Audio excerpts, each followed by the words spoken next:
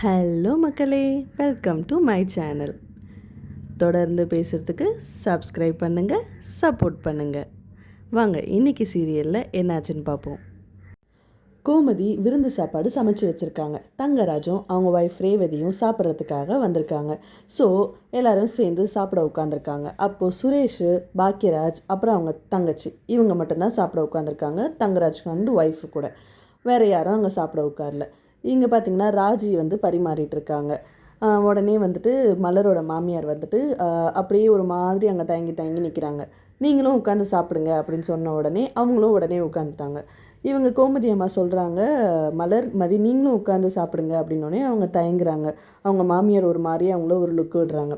உடனே அவங்க புரிஞ்சுக்கிட்டு இல்லை நம்ம எல்லாம் சேர்ந்து சாப்பிட்லாம் அப்படின்னு சொல்லிட்டு அந்த இடத்த அவாய்ட் பண்ணிடுறாங்க. ராஜி வந்து எல்லாருக்கும் பரிமாறிட்டு இருக்காங்க. அங்கே பார்த்திங்கன்னா வகை வகையான டிஷ்ஷு, கோலா உருண்டை என்ன, பிரியாணி என்ன, மட்டன் சுக்கா என்ன, ஸ்வீட் என்ன, அப்படி இப்படி நிறைய செஞ்சு வச்சுருக்காங்க.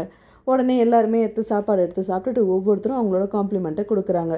ஆஹா ஓஹோ பிரியாணி சூப்பராக இருக்குது அப்படி இப்படின்னு சொல்கிறாங்க. அப்போ கோமதி அம்மா சொல்கிறாங்க, கவுனி அரிசியில் அல்வா கூட பண்ணி வச்சுருக்கேன் அப்படின்னு சொல்கிறாங்க. தங்கராஜ் உடனே சாப்பிட்டுட்டு அப்படியே கண்ணை இழுத்து மூடுறாரு. எல்லாரும் கூப்பிட அவர் உடனே ரியாக்ஷனே கொடுக்கல. டப்புன்னு தட்டின உடனே எந்திரிக்கிறாரு. என்ன அப்படின்னு கேட்டானா, அல்வா இவ்வளோ காரமாக இருக்குமா, அப்படியே வாயில் வச்சோன்னே வலிக்கிட்டு போகுது அப்படின்னு சொல்லிட்டு அங்கே ஒரு ஹியூமர் பண்ணுறாரு. உடனே அவர் சொல்கிறாங்க, அது அல்வா இல்லை, அது மட்டன் சுக்கா அப்படின்னா.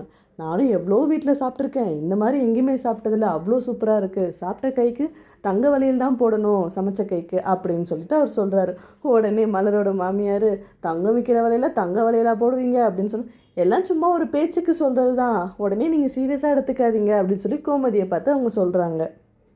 அப்படியே இப்படியே பேசிக்கிட்டு எல்லாரும் சாப்பாடை நல்லபடியாக சாப்பிட்டு முடிக்கிறாங்க. அப்போது ராகவன் வந்துட்டு தங்கராஜ் கிட்ட சொல்கிறாரு, இந்த மாதிரி எல்லோரும் இங்கே இருக்கும்பொழுதே குலதெய்வம் கோயிலுக்கு போயிட்டு வந்துடலாம், சுரேஷ்க்கு கல்யாணம் ஆனதுலேருந்து நம்ம குலதெய்வம் கோயிலுக்கே போகலை, நம்ம இப்போ எல்லோரும் ஒன்றா போயிட்டு வந்துடலாம் அப்படின்னு சொல்கிறாரு. தங்கராஜும் சரிங்க மாமா நான் பார்த்துட்டு சொல்கிறேன், எனக்கு வேலை எப்படி இருக்குன்னு பார்த்துட்டு சொல்கிறேன் அப்படின்னு உடனே ஒத்துக்கிட்டா தங்கராஜுக்கு என்ன மரியாதை அந்த இடத்துல. அதனால் அவர் அந்த மாதிரி சொல்லிட்டாரு. எனக்கு தெரிஞ்சு தங்கராஜ் வந்துட்டு அதுக்கப்புறம் வரேன்னு சொல்லி வருவார் கண்டிப்பாக. அந்த இடத்துல மலரோட அம்மா வர்றதை பார்த்துட்டு அவங்கள ஏன் கூப்பிட்டீங்க அப்படின்னு சொல்லி சண்டை போடுறதுக்கு நிறைய வாய்ப்பு இருக்குது. அவங்க வந்தாங்கன்னா நானும் வரமாட்டேன் அப்படின்னு சொல்லிட்டு இன்னும் சண்டை போடுவார். ரேவதியும் போகக்கூடாது சொல்லுவார். கோமதி அம்மா தான் வந்துட்டு எல்லாரோட வீட்லேயும் வராங்களே, அப்போ அவங்க வீட்லேயும் வரணும்லன்னு சொல்லி சமாதானப்படுத்தி வர வைப்பாங்க. அப்படி இப்படின்னு ஒரு வழியாக எல்லாருமே எனக்கு தெரிஞ்சு கோயிலுக்கு போவாங்க. நீங்கள் வேணால் பாருங்கள், இதுதான் என்னோடய ப்ரெடிக்ஷன். நீங்களும் அப்படி நினச்சிங்கன்னா கமெண்ட்டில் போடுங்க. சரி, நெக்ஸ்ட் என்னாச்சுன்னு பார்ப்போம். இந்த மாதிரி பேசிகிட்டு இருக்கப்போ கோயிலுக்கு போகலாம் அப்படின்னு சொல்லி முடிவு எடுத்துட்டாங்க.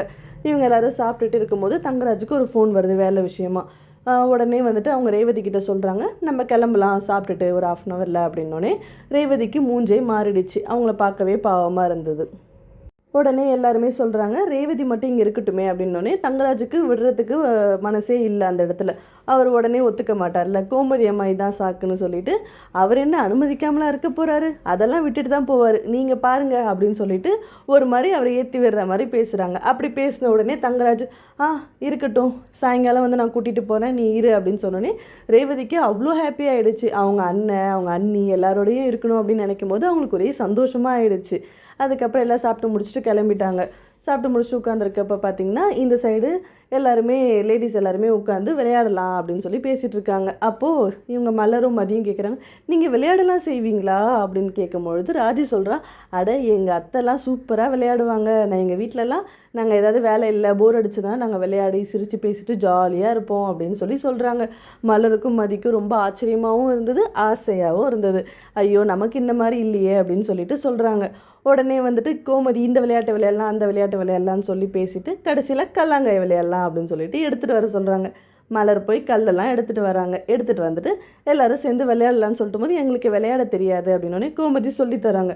மதி இந்த இடத்துல சொல்கிறாங்க, நீங்கள் நல்லா சமைக்கிறீங்க, நல்லா பேசுகிறீங்க, நல்லா விளையாடுறீங்க, ஜாலியாக இருக்கீங்க, அத்லீட்டாகவும் இருந்திருக்கீங்க, கபடியும் விளையாடுறேன்னு சொல்கிறீங்க, நீங்கள் ரொம்ப சூப்பருங்க, எனக்கு உங்களை ரொம்ப ரொம்ப பிடிச்சிருக்கு அப்படின்னு சொல்லிட்டு சிரிக்கிறாங்க. உடனே மதியோட மாமியார் பார்த்துட்டு அப்படி ஒரு லுக் ஒன்று விடுறாங்க. அவங்க உடனே அமைதியாகிடுறாங்க. அதுக்கப்புறம் அவங்க எல்லாம் ஜாலியாக விளையாடிட்டு அப்படியே பேசிகிட்டு இருக்காங்க. அதுக்கப்புறம் பார்த்திங்கன்னா சுரேஷும் பாக்கியராஜும் வெளியில் உட்காந்து பேசிகிட்டு இருக்காங்க. என்னடா இவங்க வெளியில் உட்காந்து 2 பேரும் பேசிகிட்டு இருக்காங்கன்னு பார்த்தா வீட்டில் கரண்ட் இல்லை, அதனால் வெளியில் உட்காந்து கரண்ட் இல்லை எப்போ வரும் அப்படின்னு சொல்லி பேசிகிட்டு இருக்கும்போது ஒரே சிரிப்பு சத்தம் கேட்குது வீட்டிலேருந்து. உடனே வந்துட்டு சுரேஷ் கேட்குறாங்க, என்ன உள்ள சத்தம் அப்படின்னு சொல்லி கேட்கப்போ பாக்கியராஜ் சொல்கிறாங்க, கோமதி அம்மாவும் அண்ணி எல்லாருமே வந்தால் பேசிட்டு சிரிச்சு ஜாலியாக இருக்காங்க அப்படின்னு சொல்லி சொல்கிறாங்க. இவங்களும் ஜாலியாக வெளில பேசிகிட்டு இருக்கும்போது கரெக்டாக வந்துட்டு தங்கராஜ் வராரு. வந்துட்டு, என்ன ஒரே சிரிப்பு சத்தமாக இருக்குது, வீடுன்ற வீட்டில் இப்படி தான் சிரித்து இது கூத்தடிச்சிட்டு இருப்பாங்களா அப்படின்னு சொல்லி கோவமாக கேட்குறாரு. இல்லை அவங்க ஜாலியாக பேசிட்டு தான் இருக்காங்க அப்படின்னு. என்ன பேசிகிட்டு இருக்காங்க அப்படின்னு சொல்லிட்டு கோவமாக உள்ளே போகிறாரு. உள்ளே போனோடனே எல்லாரையும் பார்க்குறாரு. என்ன சிரிப்பு சத்தம் வெளியில் வரைக்கும் கேட்குது அப்படின்னு சொல்லி கேட்கலான்னு போகிறப்போ கரெக்டாக கோமதியும் மதியும் ஒரு கன்வர்சேஷன் போட்டுட்ருக்காங்க. அப்போது மதி சொல்கிறாங்க, எல்லா ஆம்பளைங்களுமே இப்படி தான் அப்படின்னு சொல்லிட்டு சொல்கிறாங்க. சொல்லும் பொழுது வந்துட்டு அவங்களுக்கு என்ன தெரியும், எல்லாமே தெரியும்னு சொல்லுவாங்க, அவங்களுக்கு ஒன்றுமே தெரியாது, நம்ம இல்லைன்னா அவங்களால ஒன்றுமே பண்ண முடியாது அப்படின்ற மாதிரி மதி சொல்கிறாங்க. சொன்னதை வந்துட்டு தங்கராஜ் கேட்டுடுறாரு. கேட்டுட்டு பயங்கரமாக கோவப்படுறாரு அந்த இடத்துல. உடனே வந்துட்டு நின்று பார்த்துட்டே இருக்காரு. உடனே பார்த்ததும் மலரோட மாமியார் எழுந்திரிச்சு வந்து வாங்க மாப்பிள்ள அப்படின்னு சொல்லி அவங்க நிற்கிறாங்க. உடனே அவங்க மாமனாரும் உடனே வந்துடுறாரு. வந்துட்டு வாங்க மாப்பிள்ள எப்போ வந்தீங்க அப்படி இப்படின்னு ஒரு மாதிரி கேட்குறாரு. கேட்டோடனே எங்கே போனீங்க மாமா நீங்கள் இவ்வளோ நேரம் வீட்டில் இல்லாமல் அப்படின்னு சொல்லி ஒரு மாதிரி குரலை ஒசத்தி கேட்குறாரு. இல்லை மாப்பிள்ள கரண்ட்டு போயிடுச்சு என்னென்னு பார்க்கலான்னு போனேன் அப்படின்னு சொல்லி இவர் ஒரு மாதிரி பாவமாக சொல்கிறாரு. இங்கே வீட்டில் சிரித்து கூத்தடிச்சிட்டு இருக்காங்க, மாம்பளைங்களெல்லாம் வந்துட்டு ஒரு ஆளாகவே மதிக்க மாட்டுறாங்க, நீங்கள் எங்கே போனீங்க அப்படின்னு சொல்லிட்டு கோவமாக பேசுகிறாரு. உடனே வந்துட்டு கோமதி வந்து நாங்கள் ஏதோ சாதாரணமாக பேசிகிட்டு இருந்தோம், நீ என்னப்பா இவ்வளோ இதுவாக வர அப்படின்னு சொல்லி சொல்கிறபோது நான் கேள்வி கேட்குறேன், உங்களால் பதில் சொல்ல முடியுமான்னு பாருங்கன்னு சொல்லிட்டு ஒரு கேள்வி கேட்குறாரு ஜென்ரல் நாலேஜில். அப்போ ராஜி அதுக்கு பதில் சொல்கிறாங்க, நீ ஐஏஎஸ் படிக்கிறமா, நீ பதில் சொல்லுவ, நீ இனிமேல் பேசாத, மற்றவங்க பதில் சொல்லுங்கன்னு சொல்லிட்டு மறுபடியும் ஜென்ரல் நாலேஜ் கொஸ்டின் கேட்குறாரு. உடனே வந்துட்டு மதியும் மலரும் தெரியாதுன்னு சொல்லி சொல்கிறாங்க. உடனே இவர் என்ன சொல்கிறார், சுரேஷ் நீ ஒரு 3 கேள்வி கேளு அப்படின்றாரு. சுரேஷ் எதுக்கு மாமா இதெல்லாம் வேண்டாம் அப்படின்றார். கேளு அப்படின்றாரு. உடனே இவரும் வந்துட்டு ஒரு 3 கேள்வி கேட்குறாரு. மதியும் மலரும் வந்து தெரியாது சொல்கிறாங்க. பார்த்துக்கோங்க, பொம்பளைங்கன்னா இப்படி தான், உங்களுக்கு எதுவும் தெரியாது, நீங்கள் சும்மா ஆம்பளைங்களை சொல்லக்கூடாது அப்படி சொல்லிட்டு கோவப்பட்டுட்டு ரேவதி கிளம்பலாம், வரேன் மாமா வரேன் வத்த அப்படின்னு சொல்லிட்டு உடனே ரேவதியை கூப்பிட்டுட்டு கிளம்பிடுறாரு அங்கேருந்து. அதுக்கப்புறம் பார்த்திங்கன்னா நெக்ஸ்ட் வீக் எல்லோரும் சேர்ந்து கோயிலுக்கு போவாங்க. அங்கே சில பிரச்சனைகள் நடக்கும். அதுக்கப்புறமேட்டு பார்த்திங்கன்னா மலரோட அம்மா வந்திருக்காங்க அப்படின்னு சொல்லிட்டு தான் அங்கே பெரிய பிரச்சனை நடக்கும். அவங்கள எப்படி ட்ரீட் பண்ணுறாங்க, அந்த இடத்துல பாக்கியராஜ் எப்படி இது பண்ணுறாரு, அவர் பொண்டாட்டிக்கு சப்போர்ட் பண்ணி பேசலாம் அப்படின்னு நமக்கும் தோணுது. ஆனால் அவர் எதுவுமே பேச மாட்டுறாரு. அப்படி அவர் பேசணும்னு யாரெல்லாம் நினைக்கிறீங்களோ அவங்களாம் ஒரு லைக் பட்டன் போட்டு விடுங்க.